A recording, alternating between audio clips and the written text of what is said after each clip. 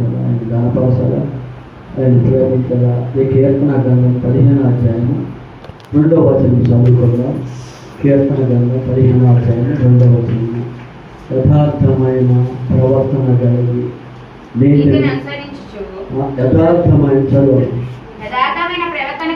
యథార్థమైన ప్రవర్తన కలిగి నీతిని అనుసరించు హృదయపూర్వకముగా నిజము పలుకువాడే అట్టివాడు నాలుకతో కొండెమలాడడు, తన చిలికాలికి కీడు చేయుడు, తన పొరుగు వారి మీద నింద మోపడు.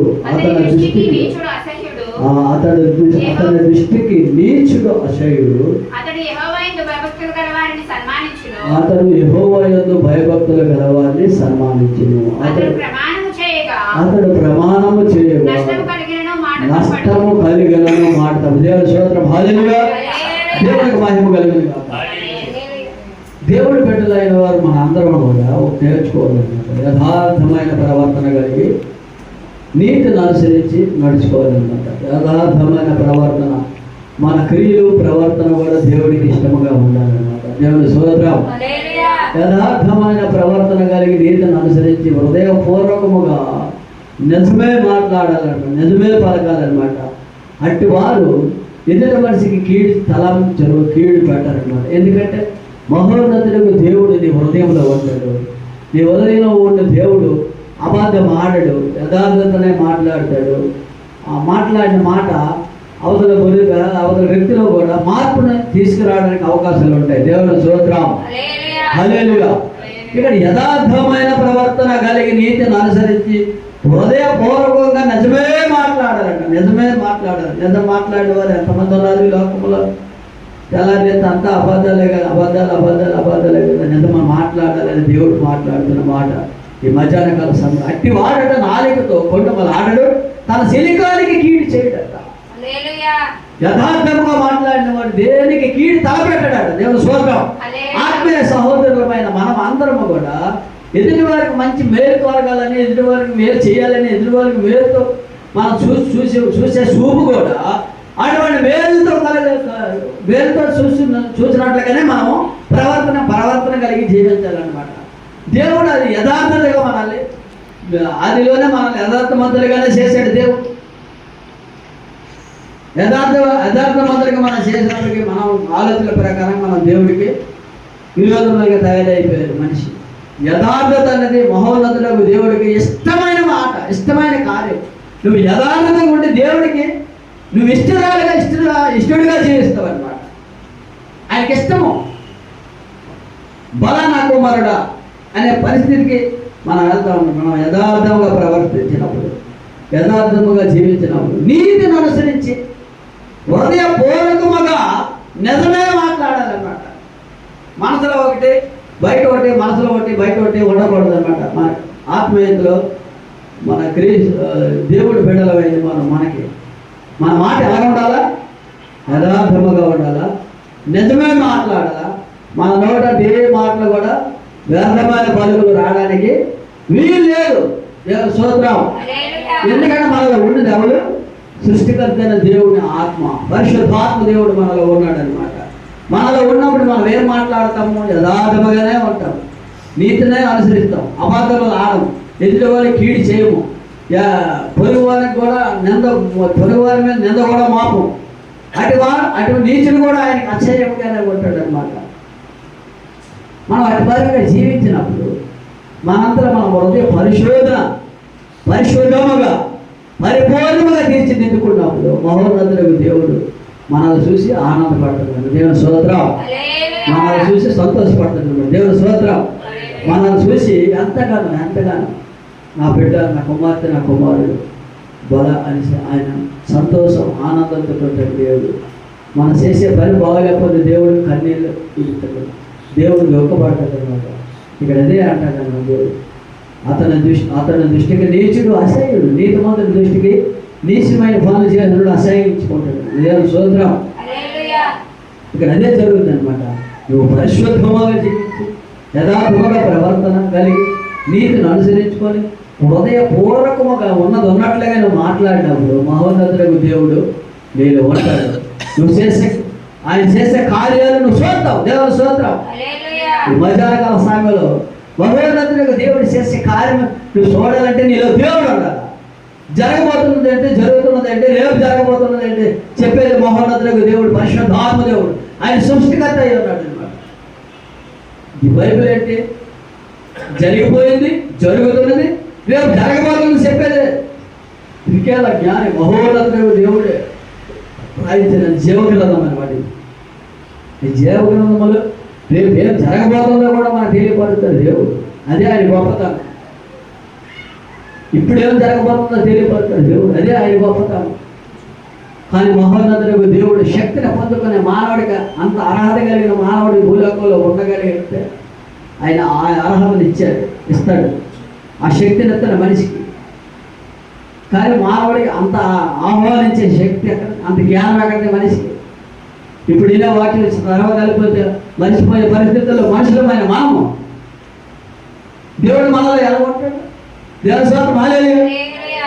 మనం లోకములో జీవిస్తున్నాం, లోకంలో బతుకుతున్నాం అనే లోకం అంటుపెట్టుకొని ఉండవాలని అవసరం లేదు. దేవుని స్తోత్రం. మనం దేవుడిని అంటగట్టుకొని ఉండాలి, దేవుడిని అనుసరించుకొని ఉండాలి, దేవుడి నీతిని నెరవేర్చాలి, దేవుడి చిత్తాన్ని ఎరిగి ఉండాలి, దేవుడిని గణపరచాలి, దేవుడిని ప్రేమించాలి, దేవుడిని ఆరాధించాలి, దేవుడిని శుద్ధించాలి, దేవుడిని హెచ్చరించాలి. అంతగానికి ఎక్కువగా ఏదో ఈ లోకంలో దేన్ని కూడా మనం ఆచరించిన వాళ్ళుగా ఉండకూడదు అనమాట. దేవుడి స్తోత్రాలు చెప్తాం. హల్లెలూయా. మనం దేవుడిని అనుసరించుకునే ఉండాలన్నమాట. లోకంలో బతికా కాదంటే ఎక్కడే ఉండాలి కదండి. ఇక్కడ మనం ఉన్నాం, ఇక్కడ కాదు కదా. మనం పరదేశీలమై ఉన్నాం, యాత్రికులమే. దేవుని స్తోత్రం. మనం పూర్వజన్మ వచ్చిన వాళ్ళు ఎప్పుడు అంటే వెళ్ళాల్సిందే. కాకపోతే ఒకరోజు లేట్ అవ్వచ్చు, ఒకరోజు ముందు అవ్వచ్చు, కానీ ఎప్పుడైనా వెళ్ళడం మాత్రం కన్ఫర్మ్. అది మాత్రం నిజం.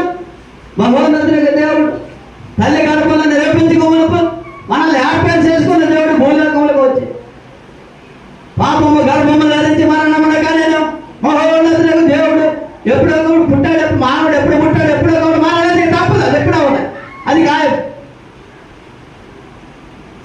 మనిషి జీవితం గ్యారంటీ లేదు.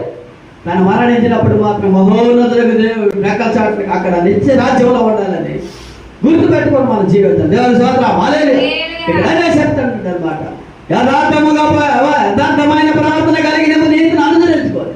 హృదయపూర్వకంగా నిజము పలికినప్పుడే నువ్వు నా కుమారుడు, నా కుమారుడు. అట్టి వారిగా మనం జీవించాలి, అట్టి వారిగా మనం ఉండాలి. ఎట్టి పరిస్థితుల్లో అబద్ధం మాట్లాడడానికి యథార్థాన్ని విడిచిపెట్టడానికి దేవుని స్తోత్రం. హల్లెలూయా. ఆ నీతిని యథార్థాన్ని విడిచిపెట్టి మనకు బైబిల్ ఎందుకు, మనకు ప్రార్థన ఎందుకు, మన దేవుడు ఎందుకు? దేవుని స్తోత్రం. హల్లెలూయా. మామూలుగా ఉండొచ్చు, మనకు అవి అవసరం లేదుగా. కానీ మహోన్నతులకు దేవుడు కావాలా? నిత్యరాజ్యానికి వార్తలు వెలుగు దాకా జీవించాలంటే మనం యథార్థముగా ప్రవర్తన కలిగి జీవించాలి. మనం ఆయనలో లీనమైపోయి ఉండాలి. ఆయన మనలో ఉండడానికి ఇష్టపడ్డాడు, మనం ఉంచాలి. ఆయన మనలో ఉండడానికి ఇష్టపడ్డాడు కనుక మనం ఎంతవరకు వచ్చాం. దేవుని స్తోత్రం. హల్లెలూయా. లేకపోతే అవతలే ఉంటాం, ఇంతవరకు వస్తామా? దేవుని స్తోత్రాలు చెప్తాం. హల్లెలూయా. ఇక్కడ అదే మాట అంటాడు, అట్టివాడు నాలుగుతో కొండమలు ఆడాడు, తన చెలికానికి కీడి చేయడట. తన పొరుగు వారి మీద ఎప్పుడు నింద మోపడు. ఉన్నది లేనట్టుగా లేనట్టుగా నిందలు మోపే వాళ్ళు ఉంటారు చాలా మంది. ఆ నిందలు యథార్థవంతుడు మోపడాట, యథార్థముగా మాట్లాడతాడు. దేవుని స్తోత్రం. ఆయన బిడ్డలైన వారు యెహోవాను తన యందు భయభక్తులు కలిగి జీవించాలా. తన యందు భయభక్తులు గలవారు సన్మానించమని తన ప్రమాణము చేయగా నష్టము కలిగిన మాట తప్పినాడు. దేవుని స్తోత్రం. తనకు నష్టము కలిగినప్పుడు కూడా మాట తప్పేవాడు కాదు. పేకడైపోతుందనే మాట తప్పడాడు. దేవుని స్తోత్రం. దేవుడి బిడ్డ అనేవాడు, ఆయన బిడ్డ అనుసరించుకున్నవాడు.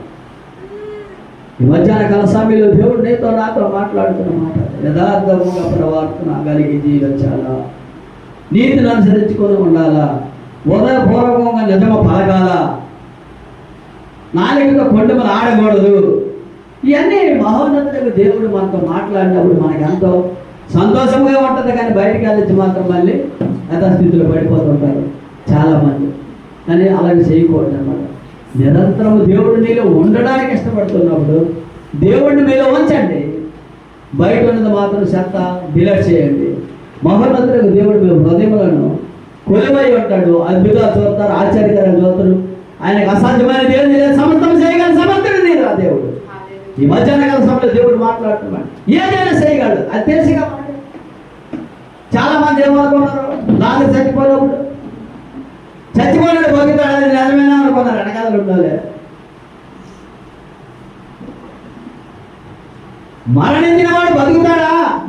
ప్రభు బతికించగలడండి. అన్ని కార్యాలు చూశారు కానీ మహోన్నతుడు దేవుడు కుమారుడైన ప్రభువైన యేసుక్రీస్తు లాజరు లేచిరా అన్నప్పటికీ అందరి కళ్ళు తెరవాలి. దేవుని స్తోత్రం. ఇక్కడ కారణం ఉంటుంది, లాజరుని ఒక్కడే ఎందుకు పిలిచాడు? సోదరులు చెప్తాం హల్లెలూయా. ఆయన చేసే ప్రతి ఒక్క కార్యానికి ఒక అర్థం ఉందండి, ఆత్మీయ అర్థం ఉంది. అది మనం తెలుసుకోలేని పరిస్థితుల్లో ఉన్న ఆత్మీయ అర్థం మనుషులకు అర్థం అవుతుంది. ఈ లోకాశలు లోకంలో ఎన్ని మాటలు చెప్పినా అర్థం అవుతుంది, కానీ ఆత్మీయత మానవుడికి అర్థం అవ్వదు. పరిశుద్ధాత్మ దేవుడు మాట్లాడుతున్న మాట మనిషికి తెలియదు. అందులో చాలా వివరణ ఉంటుంది అనమాట, చాలా ఆత్మీయ అర్థం ఉంటుంది అనమాట. లాజరు లేచి రావడానికి కారణము ఆయన ఒక్కడే లేపాడు. లాజరు పేరు పెట్టి పిలిచి లేపాడు. లేచిరా అంటే అక్కడ సమాధానం ఎన్ని తెరవబడతాయి, అందరూ లేచిపోయి వచ్చేవాడు. ఆనాటి కాలంలో సమాధానం లేవా? చచ్చిపోయిన లేరా? బాధపడ్డారు ఎంతో మంది ఉన్నారు. ఆయన మాట శక్తి, అంత శక్తి ఉంది దేవుడి నుంచి మాటకి. ఆయన ఆలోచన చూసామా? ఆయన ఆలోచన ప్రకారంగా ఎలా ఉంటాడు? లాజరు లేచిరా అన్నాడు. లేచిరా అంటే అందరూ లేచిపోతారు. అక్కడ ఉన్న సమాధానం అన్ని తెరవబడతాయి. లాజరుతో పెట్టుకు బతికేస్తారు అందరూ. కానీ ఆయన ఏ కార్యం చేసినా ప్రభు ఆ కార్యం వెనకాల ఒక ఘోరమైన అర్థం ఉంటుంది. ఆ కార్యం వెనకాల గొప్ప రహస్యం ఉంటుంది. ఆ రహస్యాన్ని మానవుడికి గుర్తు ఎరగలేడు, గుర్తు తెలియదు, మానవుడికి తెలియదు. ఆత్మీయ అర్థము వేరా, ఆత్మీయ ఆలోచన వేరా, ఆత్మీయ విధానం వేరా. ఆత్మీయతలో ఎదుగుదల రోజు రోజుకు ఉన్నప్పటికీ మనిషికి తెలుస్తుంది. కానీ మానవుడు ఎక్కడే సరిపోగల అక్కడేలాగా ఉంటే మాత్రం ఆ ఏముందులే వాక్యం వినే వాక్యం విడిచిపెట్టి అయిపోయే పరిస్థితుల్లో ఉన్నప్పటికీ ఎన్నాళ్ళు చెప్పిన ఎన్నాళ్ళు ఆ దేవుడు ఆహ్వానించినప్పుడు మీ హృదయంలోకి ఎన్నాళ్ళు మీకు వాక్యాలు చెప్పినా సరే వెళ్ళవు. పరిశుద్ధాత్మ దేవుడు మాట మీ హృదయంలో దాచుకోవాలి, నిలబడాలి. ఆ విత్తనం మీ హృదయంలో నాటబడినప్పుడు దేవుడు గొప్ప కార్యములు మీకు పట్ల చేస్తాడు. దేవుడు మీలోనే ఉంటాడు. జరుగుతున్నది, జరగబోతున్నది, జరిగిపోయింది సమస్తం చేయగల చెప్పగల సమర్థుడు నీ నా దేవుడు. ఈ మధ్యాహ్న కాల సమయంలో దేవుడు మాట్లాడుతున్న మాట దూతలు దేవుడు హల్లెలూయా. అట్టి వారంగా మనం వండాలి, నీతిని అనుసరించుకొని మనం జీవించాలన్నమాట. యథార్థము కలిగి ప్రవర్తన కలిగి మనం ఉండాలన్నమాట. అట్టి వారంగా మనం ఉందాం. ప్రార్థన చేయండి, ఎవరి వాళ్ళ ఇండివిజువల్ ప్రార్థన చేసుకోండి. ఈ చిన్న వాక్యం దేవుడు దీవించిన కాక ప్రార్థన చేసుకోండి. ఎవరి వాళ్ళ ఇండివిజువల్